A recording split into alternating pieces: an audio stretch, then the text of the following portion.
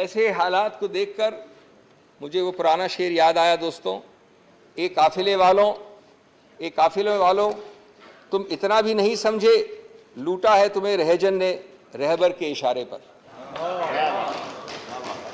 This bill, friends, eliminates 2 out of the 3 interlocking, fundamental, distinct chains and institutions which form the bedrock of any assembly-based democracy, and therefore they hit at the very root of the basic structure. These 3 interlocking chains, which are discussed in 10 paragraphs of the Supreme Court judgment — I wish somebody had read the judgment carefully before drafting the bill —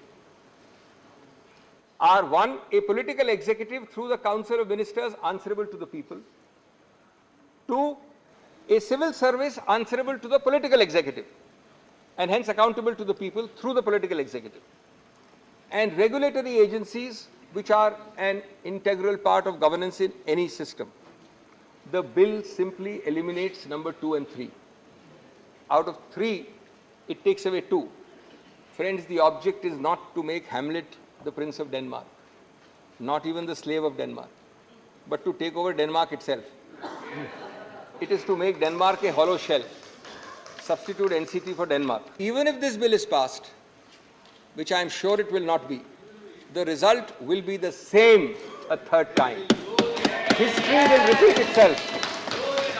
Friends, constitutional stupidity masquerading as power is by no means a new phenomenon, especially when reason falls on deaf ears.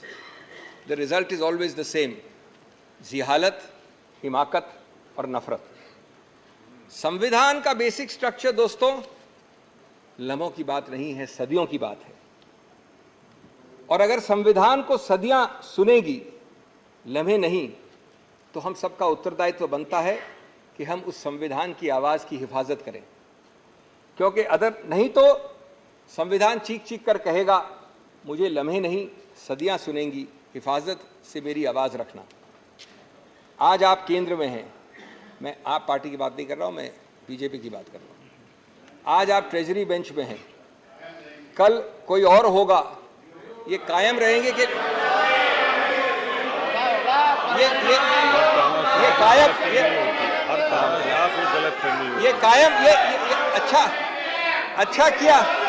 अच्छा किया आपने हस्तक्षेप किया.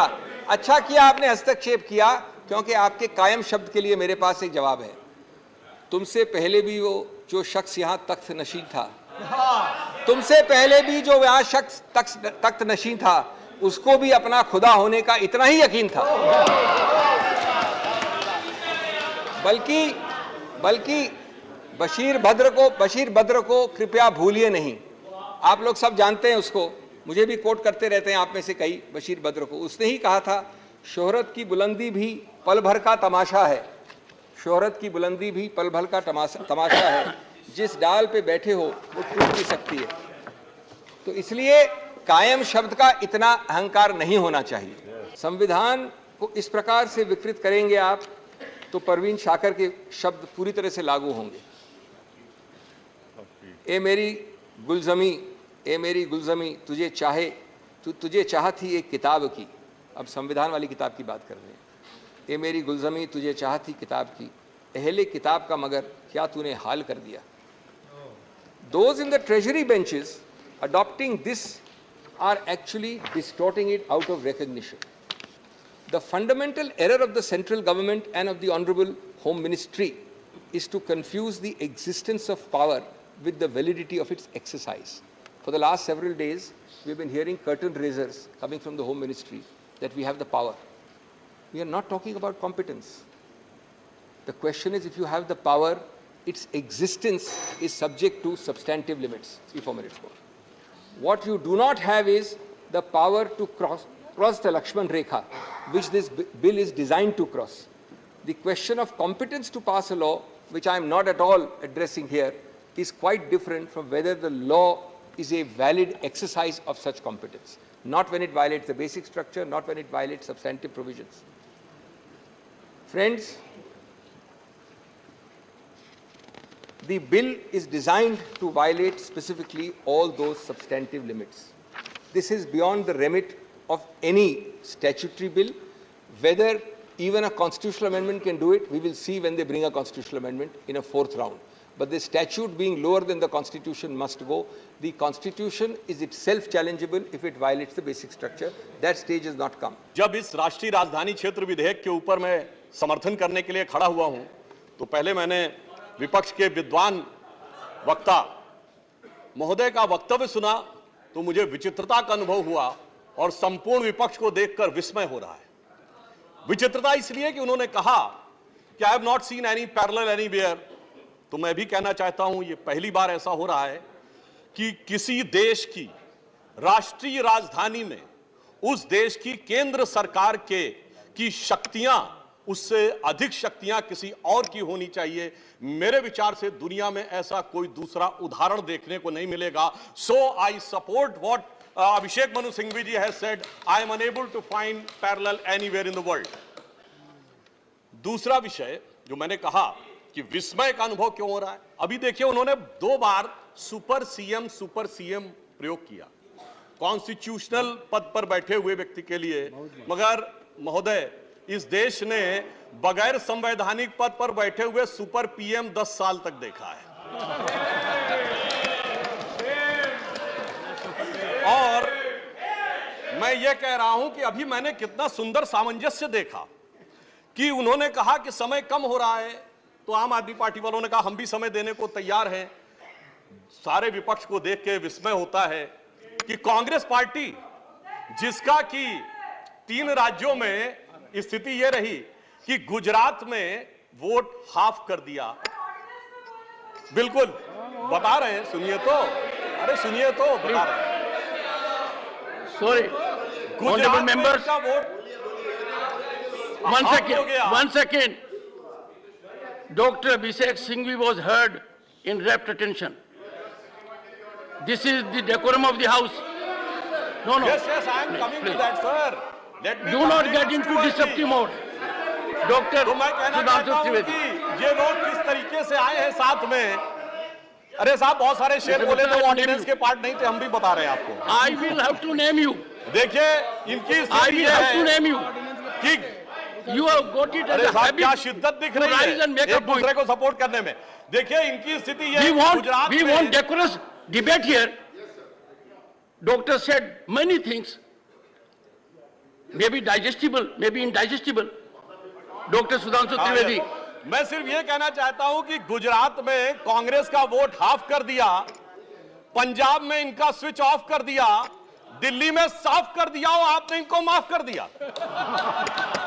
और उसके माफी के बाद भी मुझे लगता है, अभिषेक मनु सिंघवी जी ने कहा था तो मैं भी ये कहना चाहता हूं, आप साथ में आए हैं दिल्ली के इस बिल पे, दिल्ली की जनता के लिए आए हैं या किसी और कारण से आए हैं, ये दिल्ली की समझदार जनता समझती है।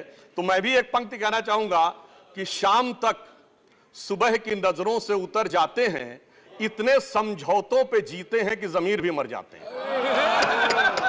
से लोग बहुत दावा करते हैं कि उन्होंने बहुत सारी चीजें फ्री दिया, कुछ 100 रुपए दिल्ली की जनता को कुछ मामलों में फ्री मिला और अपने लोगों को कई मौकों पे, कई जगहों पे, दर्जनों से ऐसे लोग हैं जिनको लाख लाख 1.5 लाख की तनख्वाहें मिली।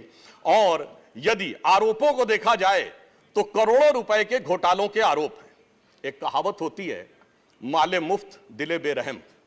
तो मैं कहना चाहूंगा इनकी तो स्थिति यह है कि माले मुफ्त दिले बेरहम, दिल्ली पे सितम और करोड़ों हजम। तो आज आम आदमी पार्टी की स्थिति यह है कि अब जो चेहरे से जाहिर है छुपाएं कैसे, तेरी मर्जी के मुताबिक नजर आए कैसे।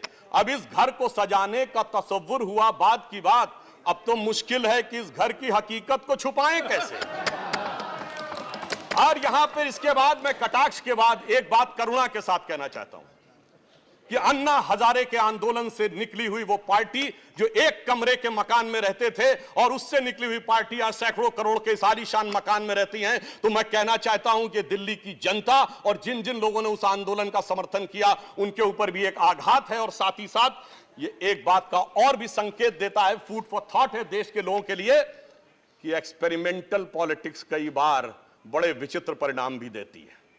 अब किसी नए नवेले प्रयोग को आजमाने का वक्त नहीं है, बल्कि आजमाए हुए मोदी जी के नेतृत्व को चमकाने का वक्त है। भारतीय जनता पार्टी और जनसंघ हम 1951 बने, हमने 72 साल में कभी कांग्रेस से समझौता नहीं किया, इन्होंने 72 दिन में समझौता किया, तब ये सत्ता में आए। और इसलिए आज दिल्ली की जनता अपने को ठगा हुआ महसूस करती है। और शायद दिल्ली के लोग ये कह रहे होंगे कि मैं समझता था वो कितने मासूम थे, क्या से क्या हो गए देखते देखते। जिनको पत्थर से हमने बनाया सनम, वो खुदा हो गए देखते देखते।